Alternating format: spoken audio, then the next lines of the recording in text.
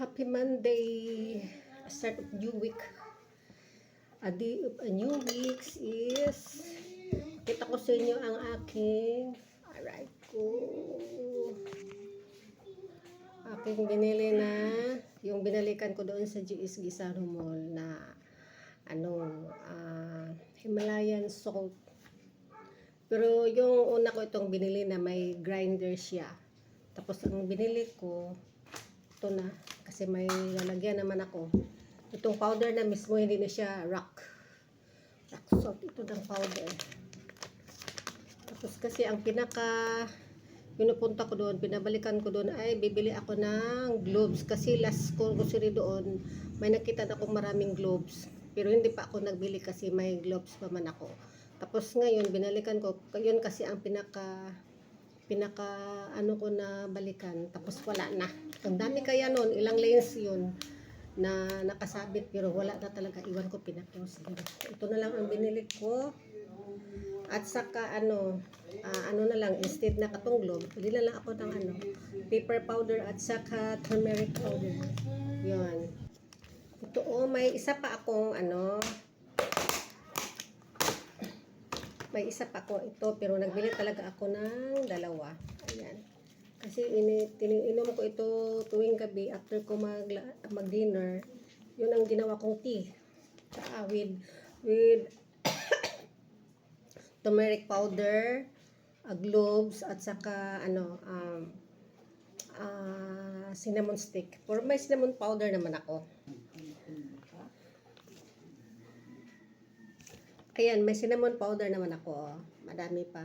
Doon din ko binili sa sa GS kasi yung mga mga legit ba, hindi yung mga fake na may sanggol na mga powder iba yan. At saka ito pa ang last ko nga dalawa kasi ang bibilihin ko.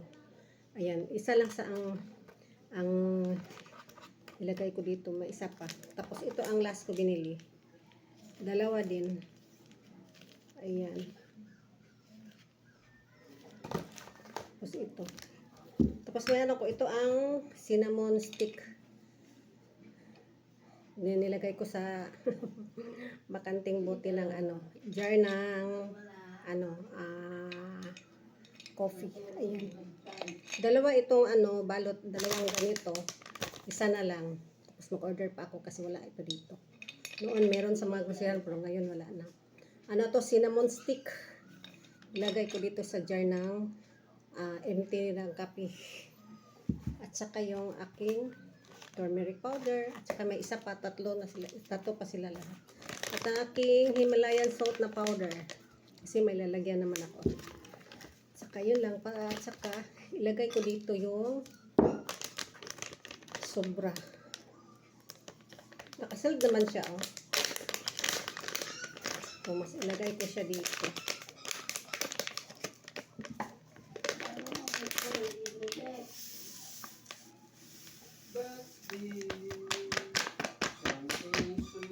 Diyan ng bakante ng Arla cheesy cream.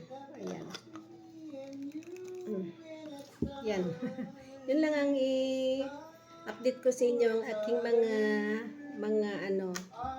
mga herbal na mga pang take ko. Ginawa kong tsaa.